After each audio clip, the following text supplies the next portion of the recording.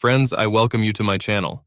Before listening to this story, I will ask you to like and subscribe. It is not difficult for you, but it is pleasant for me. And we're starting. William Foster and his wife Sarah were on their way to a party at her sister's house in Pennsylvania. It was her sister Edna's 30th birthday. Sarah and Will had been together for 4 years, married for 3. She was a pretty girl, with dark hair and gray eyes, a slender figure and a pleasant smile. She was 26 and worked as a teacher at a private school near their home in Virginia. Will was 30, a lawyer, and looked like an average guy with brown hair and eyes and a wiry build. So far, he has achieved good results in law. They met when he was studying at the Faculty of Law, and after graduation they moved to live together. She also graduated from high school the same year. A spark passed between them. From the very beginning, making love was good, and still is.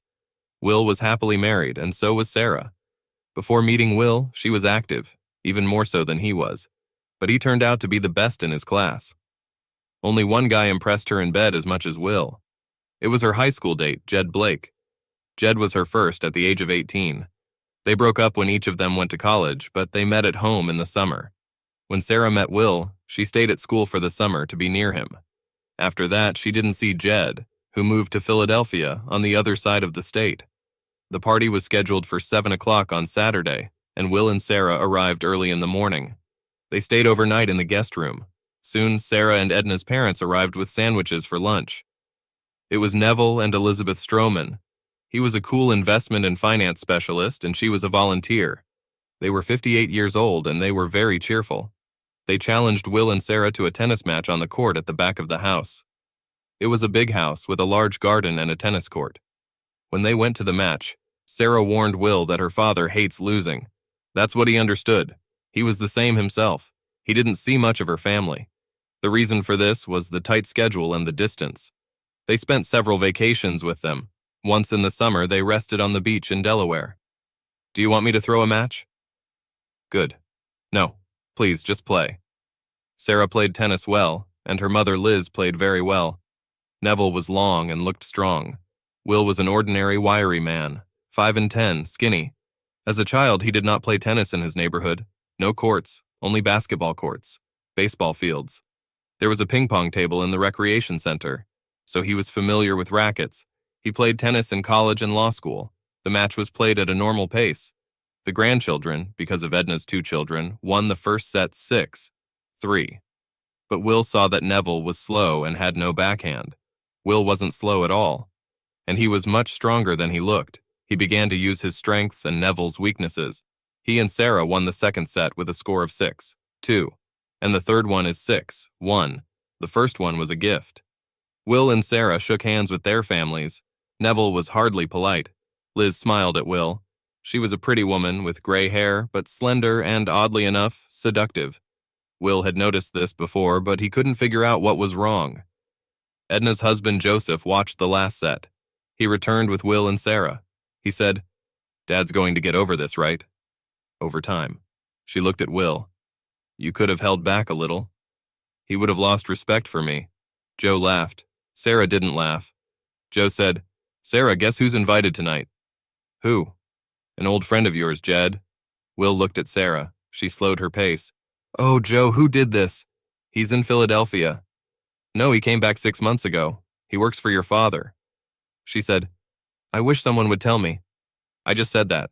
I'm sure you have a lot to catch up on after all these years." Joe was a troublemaker. Sarah replied, "No." Will watched the exchange with interest, trying not to show it. He knew the role Jed played in Sarah's life. Without worrying too much, he wondered if he had a reason to worry. He decided to observe. Will and Sarah took a shower. She came out last. She was drying herself with a towel when he pushed her onto the bed. She giggled. She tried to push him away. It was a half-serious attempt, but it failed. He licked and sucked her breasts, her neck, where he knew she was very sensitive. She flattened herself in front of him, and he entered her while moaning. It was quick, but it satisfied them both. They both went back to the shower. There were ordinary clothes at the party. Will was wearing khakis and a short-sleeve work shirt. Sarah brought a red and white striped dress and sandals. But when she followed Will downstairs, she was wearing a more elegant blue dress. Will hadn't seen him before. He asked, "Why such a change? And where did it come from? Sarah blushed slightly. I borrowed it from Edna. I didn't really like red. Is it related to this guy, Jed? No, it seems the lady is protesting too much. Will said it with a slight edge, but they both knew he was serious. Okay, I want to impress him. So you want to impress him? Yes. Sarah, I don't want any problems. Please believe me when I say that I will not tolerate any embarrassment from you and Jed. This is going to be a really big problem. I understand you. I'll have to be friendly with him, but no more than that. Will nodded. He didn't believe what she had just said at all. His face was set in stone, and she caught it. I promise, I promise. He turned around and went to the keg, took a beer, half a glass, the only alcohol of the night. His motto was, always be ready. But he wasn't a Boy Scout. Sarah was glad that Jed was coming to the party. She could see that Will was worried. Perhaps she shouldn't have dressed up so openly, but she wanted to make an impression. In fact, her intentions were mostly innocent. Some vague plans were swarming in her head. Anyway, maybe Jed will be fat now. He wasn't fat. He came alone at about 7:15. Neville met him at the door and they shook hands. Will watched them from the far corner of the large room sipping a glass of beer. Jed was over 6 feet tall with broad shoulders, slender hips, long blonde hair and brown eyes. Will was mad at him from the moment he saw him. Sarah approached Jed as he passed her father. They hugged. Nothing alarming, just a greeting. Will heard Jed say, "Wow, Sarah, I'm not dressed well." Jed was wearing Dockers and a short-sleeved shirt. Sarah replied, "No, I just wanted..." Her father said, "To make you look good." Sarah took Jed's hand and said, "Let me introduce you to Will." Will pushed away from the wall he was leaning against and waited for Sarah and Jed to cross the room. Sarah said, "Jed, this is my husband, Will. Will, this is my old friend, Jed." Jed held out his hand and Will took it. And without noticing it, Jed began to squeeze her tightly. Will smiled at him, squeezed back and said, "This was not to be expected." It seemed illogical to everyone except him and Jed. Jed let go of his hand and the handshake ended. They stared at each other for a long time. Will was still smiling, but Jed wasn't. Sarah was not stunned by this scene. She thought both of them would be polite. But that was not the case. She said, "Come on, Will. Let's go eat." She led him past Jed and her mother, who had appeared during the altercation. As they walked to the dining room where the tables were already set, Sarah asked, "Can't you be polite?" "I could, except he tried to crush my tender hand. That's why I said what I said. Please stay away from him, Sarah. That handshake was kind of an announcement. I'm really sorry. I didn't understand. Has he offended you?" Will looked at her. He shook his head. He said, "Be careful, Sarah. This guy is nothing but trouble. Maybe in an attractive package for you, but trouble. And I'm not going to play with him." Sarah knew what that meant. By his upbringing, Will did not belong to the upper or even middle class. He meant that he would go after Jed if there was any reason. Any reason. This made Sarah very excited. Sarah said, "Dad says that Jed goes to self-defense classes and that he won the tournament. Does that mean he's going to beat me up and satisfy you? This is not going to happen. Then why say it? I wanted to warn you not to provoke trouble." They put the plates down. The food was delicious, but Will ate little and drank water. He and Sarah went outside with the food. Sarah started talking to her school friends who were close to both sisters. She introduced Will to them and they talked for a few minutes. No one mentioned Jed. Obviously, this was due to Will's presence. He walked around the corner and stopped within earshot. After about a minute, one of the women said, "Sarah, your ex-boyfriend is a dream here, and he's still handsome." Sarah replied, "I noticed, but I need to stay away from him. You girls don't let him get bored, do you?" One replied, "I'd like to take it, but Johnny might object." Everyone laughed. Then the man himself appeared. Will heard him say, "Hello, ladies. You all look great." There was a giggle. Sarah replied, "Thank you, Jed." More giggling. Will went back around the corner. Jed put his arm around Sarah's shoulders. Will was standing behind them. One of the women cleared her throat. Sarah jumped aside. Will said, "Sarah, let's go for a walk." He took her with him. When they were out of earshot, Will said, "Listen, Sarah, if you need this guy, tell me, and I'll go home and start the divorce." "Will, I don't want any divorce. You're overreacting." "As soon as I was out of sight, he hugged you. I didn't notice how you pushed him away. He attracts me. He looks great. You know our history. But I won't do anything." "Good, because I love you. And if he messes it up, he'll pay. Oh, he'll pay. And you too. Do you understand? Yes. Don't threaten me. Don't mess with me, Sarah. Music started playing in the house. Will and Sarah went to where a dance floor was set up on the tennis court. When they got there, Will waltzed Sarah around. He was a great dancer, and so was she. There were only 2 other couples dancing, so there was plenty of room for grandiose steps. When the waltz ended, Will bowed to Sarah. She curtsied back. The next song was fast rock. Will and Sarah immediately started on it with fervor and smooth movements. There were more and more people. When the slow number started playing, Will pulled Sarah to him, resting her head on his shoulder, and felt a touch. It was Jed trying to cut in. Sarah froze, but Will turned his head and said, "Later. Not now. It's not polite at all." He spun Sarah around in a dance. Jed turned and walked away. Liz and Neville noticed this. Neville liked Jed, who in his opinion was more suitable for Sarah. Liz wasn't amused by Jed's antics, and she thought he was taking a lot of risks. She was a lustful woman who was increasingly disappointed by her husband. But she knew one thing. If she had to choose between Jed and Will to get him into her bed, she would definitely choose Will.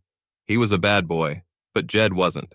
She thought it was entirely possible that Jed would learn a hard lesson today. She just hoped that Sarah wouldn't get that lesson either. After a slow dance, Will took Sarah inside to get something to drink. She took the wine and he took the water. They went outside, walked around the house, and sat down at a table next to the dance floor. After about 15 minutes, Sarah said, "Here he comes again." Will looked at it. Jed was walking towards them. He asked Sarah to dance. Will didn't say anything, and Sarah didn't look at him, taking Jed's hand. They were dancing a fast rocker. Will had to smile at Jed's mechanical dancing. But then a slow song began, and they danced to a confident separation, obviously imposed by Sarah. So far, everything has been fine. Will saw Jed try to pull her closer. She put her hand on his chest and said something. He relaxed, and they began to dance. Liz came over and sat next to him while he watched. She said, "Will, please don't touch this man." She hurt him. "I'm sorry, Liz. I won't hurt him if he doesn't deserve it." She said, "Let's dance." Will led her to the floor, and they danced until the slow song ended. Rock began to play, and Liz took Will's hand and twirled under his arm. He smiled, and they danced back and forth. The dance was not chaste, but not completely depraved either. When the song ended, they returned to the table where Sarah was sitting with Jed. Jed was in Will's place. Will sat down next to Liz. He looked at Sarah. Sarah said, "Mom, please leave my husband alone." She laughed. Liz replied, "If he's not busy with something else, then he's in the game." The music resumed, and Will pulled Sarah away from Jed and out onto the parquet floor. They danced 2 quick numbers, and when the slow dance came, Will pulled her to him. He said, "Jed can't dance." Sarah laughed. "I've never been able to. There is no rhythm. That's why I married you, not him." Meanwhile, Edna and Joe arrived, and Edna invited Jed to dance. Joe invited Liz to take a spin. Jed and Edna looked like puppets, but Joe and Liz looked like professionals. Will and Sarah were watching from the table when the slow number ended. Will said, "Your mom is a real woman. How does your dad manage everything?" "Probably not in time. Hey, Sarah, let's go to bed. It's almost midnight. I don't want to get up yet." "You can go. Okay, just don't forget." He went upstairs to their room. It overlooked a side yard, unlit. Will urinated and took a shower. He returned to the room. He was hungry. He saw round chocolate Easter candies on a table in the hall. He carried the tray into the room. There were 6 of them, the size of a baseball. They had spikes like a baseball and were quite heavy. He looked at them and decided to refuse. He went back to the bathroom and looked out the window at the dance floor. Sarah and Jed were dancing a slow dance. This time she didn't hold him back. There was a veranda in front of their room, and he could watch them from there without being noticed. He loved Sarah, but if she was going to get lost, he would leave her. The events of the evening had calmed him enough to go upstairs and leave her. Now, maybe it was a mistake. He watched as the 2 of them went out into the side yard, into the darkness. Sarah's blue dress stood out against Jed's white shirt. Will opened the door to the bedroom porch. There was no light behind him. He went out. Sarah and Jed were standing with their backs to the barn in the shade. Obviously, they had retreated there. Will got angry. He had had enough. He saw Jed and Sarah hug. Jed kissed her, a long, passionate kiss. He put his hands on her ass, pulling her towards him. Then she pulled away, and Jed unzipped the zipper. Will was about 40 feet away from them. He could see. He had an idea. He returned to the house and picked up a tray of chocolates. He carried it out onto the porch. Sarah was holding Jed's male organ in her hand. She knelt down. Will took one of the chocolates. He was a good pitcher at school and played adult baseball for several years. He let the chocolate ball fly, the bullseye. It hit Jed's organ and exploded all over Sarah's face and dress. There was a howl and a scream. Jed was shouting. He grabbed his crotch and fell to the ground. The next chocolate hit him in the head as he rolled on the ground. Sarah came up to him and bent over him, saying something. The balloon exploded, and Jed's head jerked to the side, and the cream center flew across Sarah's face again. Now she screamed. Jed was silent. Sarah began to crawl away from Jed and from Will. He couldn't stand on his feet. The third chocolate ball crashed into Sarah's ass as she was crawling. Another quick ball. Will was pleased to note that he was still in control of the situation. Sarah collapsed right on the ground, and her hands flew to her ass. Will saw Jed move on the ground. He waited for Jed to stagger to his feet. His organ was dangling in his pants. The fourth chocolate ball plunged into Jed's crotch and exploded on his underpants. Another blow. The pitcher was hot, that's for sure. Hatred was boiling in him. Jed fell straight to the ground. He let out a high-pitched girlish squeak, and he didn't move. There are 2 balls left. It was like those baseball games at the old carnivals. Knock down the pins. Win the Cupid doll. Will saw Sarah frantically looking around, trying to figure out what was going on. He thought it must be incomprehensible to her. She could not have imagined that an attack of chocolate balls would interrupt her date. In fact, Will doubted she even understood what was going on. Maybe aliens, or the wrath of God. The 5th chocolate ball hit her in the sternum and knocked her over on her ass. Will thought about it. It must hurt. Sarah got to her feet and walked back past the metal awning to the empty dance floor. Will took pity. The 6th chocolate ball hit the wall of the aluminum shed, making an incredible roar that reverberated throughout the yard. Sarah covered her ears, screamed, and turned the corner. Will looked at Jed. A light came on in the side yard. Will was still standing on the porch in total darkness. He saw what Jed looked like, covered in a white cream filling punctuated by streaks of chocolate. Neville and Joe came out. They stopped and stared at Jed. His male organ was still protruding and covered with a creamy filling. He was moving now. He started to crawl. When he got on his hands and knees, his organ was dangling and cream began to drip from it. Neville screamed, "For God's sake, man, what did you do to my daughter? Cover yourself." Liz walked around the corner. Will heard the door slam behind him and assumed that Sarah had managed to get inside. Liz looked around. Turning around, she looked at the spray on the barn. She turned and looked directly at Will. Will doubted she could see him, but she knew anyway. Will was becoming more and more amazed at Liz. He was completely motionless, watching her. She smiled. She signaled okay, and turned to deal with the 3 men. Will slipped back into the room. He took the dish into the hall. Then he stopped and put it in the bathroom closet under the towels. From the bathroom, he watched Joe and Liz support Jed and lead him around the corner. Neville followed them, still hissing. Will slipped back into the bedroom, closed the porch door, and climbed into bed. He buried his head in the pillows and began to laugh as quietly as possible. He realized that they were coming for him soon, and he wanted to let out as much laughter as possible before they arrived. Over time, he was sure he would feel sad. A few minutes later, there was a soft knock on the door, and Liz slipped inside.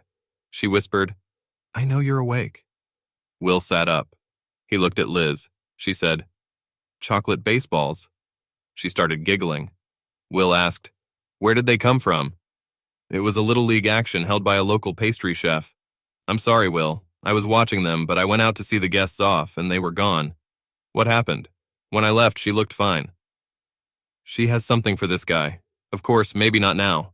She started laughing again. He got out of bed. He was wearing sweatpants and a t-shirt. Liz stared at him. "I was hoping for less." "Liz, stop it. You can do it. I want to succeed. If I try, it will work." "I know. I am in your power. I never thought about it. But as tempting as it may be, not now. Come on." He followed her downstairs. Joe, Edna, and Sarah were sitting at the kitchen table. Sarah lowered her eyes. She was wearing a bathrobe. Will asked, "What happened?" There was no response. Sarah, what happened? We were attacked. At me and Jed. Please explain.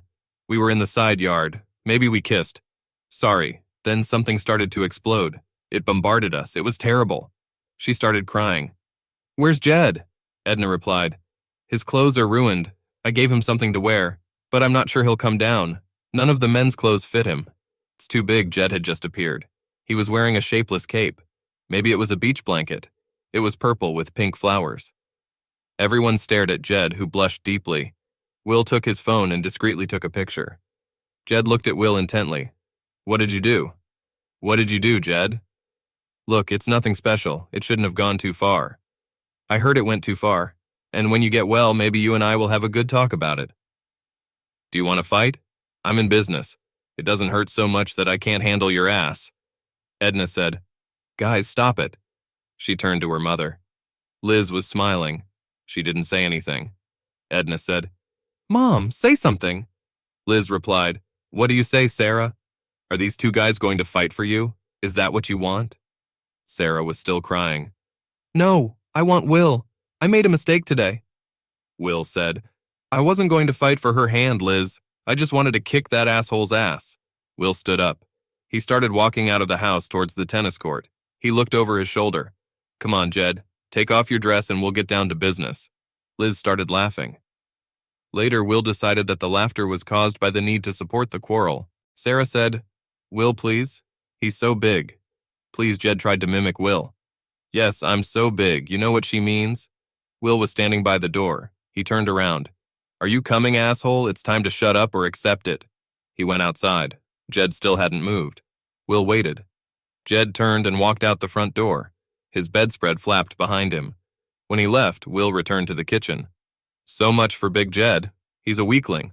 I must say I'm very disappointed. And you, Sarah? Sarah replied, Maybe he's just a good guy. Nope. Wuss. What do you think, Liz? She smiled. Weakling Edna did not share her mother's sense of humor.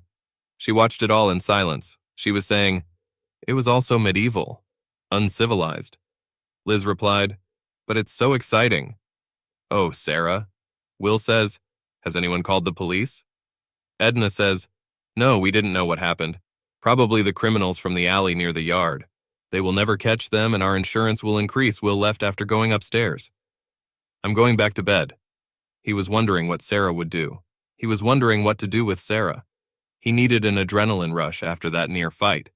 He had only been in the room for 2 minutes when there was a soft knock and Sarah poked her head inside. Can I come in? Of course. She was wearing a bathrobe. She was barefoot. She shuffled over to the bed. I'm sorry, Will. I do not know why I am. I mean, he's a memory. He looked real to me. Real enough to kiss my wife as soon as I turn away. We didn't get far before you were rudely interrupted. But you would have gone far. I heard he had an organ outside when the incident happened. It's more than just a kiss. How could you do that? It was exciting. That's all. It was exciting. Will stood up and took off his gym shorts. He took off his t-shirt. His organ was in plain sight. Sarah was naked under the robe, as Will saw when she threw it off. She was standing there. Will walked over to her. He picked her up and put her on his lap, and he sat down on the bed. She screamed. Will started spanking her. Not with soft slaps. A hard slap, 10 times. After 2, Sarah fell silent, but she was squirming in Will's lap. When he was done, he threw her on the bed. She looked up at him and spread her legs. She looked very attractive. Will plunged into her hard and fast and satisfied her the same way. She was moaning. Her head was not on the bed, but her shoulder rested against the headboard. His thrusts knocked her against the wall. Sarah screamed with orgasm. 2 minutes and 1 more. Bumps, bumps, bumps. Will came inside her. He growled, and she let out a muffled scream. Meanwhile, Liz and Edna quietly followed Sarah up the stairs to see what would happen. They stopped when Sarah entered the room, and then crept up to the door. Soon they heard the sounds of flesh on flesh. Edna headed for the door, but Liz pulled her back. She said, "Slap." On my bare ass. Edna looked shocked, then a little excited. I guess she deserves it. Not really, she likes it. Will deserved it. Mom. All this was said in a whisper. The slapping stopped. The headboard of the bed moved. Liz ran her fingers under her dress, into her panties, then into herself. There were groans, screeching. Liz's fingers worked faster. Edna stared at her mother in horror. What if someone comes in? But while the thrusting and moaning continued, Edna inserted her fingers into herself. Respect for decency helps only in one case. Then there is only lust. When Will growled, Edna came. Liz too, for the second time. There was silence in the room. Liz and Edna quietly left. Edna went to her bedroom and woke Joe up. Liz left Neville alone, but she was standing outside Edna's door, listening, and I heard exactly what I expected to hear. She went out again, but those sounds were no longer the same. When she turned to go to her room, Will was standing behind her. She gasped. "Where did you come from?" "You know?" He was wearing gym shorts. There was a wet spot and a bump on the front of them. Liz grabbed his shorts. Will sensed her desire. There was one spare room in the hallway. She dragged him into it. She took off her dress and panties. By then, Will had already taken off his shorts. Liz attacked his organ with a fervor he had never experienced before. It was almost frightening. She was strong too. She pushed him back onto the bed and was instantly on top of him, on it to the end. She put a pillow in her mouth to stifle her moans, and she rode Will like she hadn't made love in years. Her lust and hunger were irresistible to Will, and he allowed her to bring him to several orgasms, but he could have lasted that long. He filled it to the brim. She gasped when he did this, grabbed the pillow and bit it. When they were done, she tossed the pillow aside. It was torn apart. Will looked at it in surprise. Liz said, "I told you I'd get to you." "I'm so glad you were right. Go back to your wife." Will sneaked back to his room. Sarah seemed to be asleep already. He went to bed and slept soundly until morning.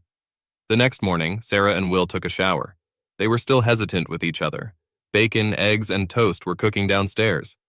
Edna looked refreshed while she was cooking. Joe came in from the street. He looked refreshed too. Liz and Neville soon arrived. Neville was grumpy. Liz wasn't there. Neville said, "I never thought Jed was such a crook. I still can't figure out what happened." Will said, "When I saw him in the dress, it all became clear to me. He is struggling with his true self." Will was still in revenge mode towards Jed. Neville looked shocked. "You don't think he's... What else? What do you think, Liz?" "B, maybe. I don't know. Sarah, any comments?" Sarah was sitting on the edge of her chair, not out of excitement. She was just in pain. She said, "No comment. Will thought that Jed's position at work might plummet, maybe all the way to the bottom. Good." Before Will and Sarah left, Liz took him aside to talk. "Will, I hope you can find the strength to forgive Sarah. No unnecessary slaps." Will blushed. "Did you hear that?" "Oh, yes, Edna too. We're done. Before you satisfied me. Well, before I satisfied you. Liz, she screwed up a lot. I don't want to spend my whole life thinking about her. She was going to please this jerk. At least. But he's her weak spot, I think. And you humiliated him so thoroughly yesterday that the threat has surely been eliminated. Give her a chance, please." "Maybe I will. Let's see how it goes." "And one more thing." "Eh?" "Last night." Not a word. "I don't make love or talk, Liz. Will and Sarah left Pennsylvania. It was an eventful trip. On the way back, they talked about it. She said, 'Will, I've let some teenage things hurt us. I apologize again.' Are there any other teenage heartbreakers? No. And Jed? Well, he ran away from you in Edna's Vale. I guess after a while I'll be able to laugh about it. Now it looks like a sad case. We can try to get back to square one, Sarah, but I must say that I will think about my defense. I'm scared to feel this way. I love you, Will. Only you. But I want to say something else." "What?" "If you satisfy my mother one more time, I will arrange things in your bed that you will never dream of." Will almost drove off the road. "And you'll need to take a test.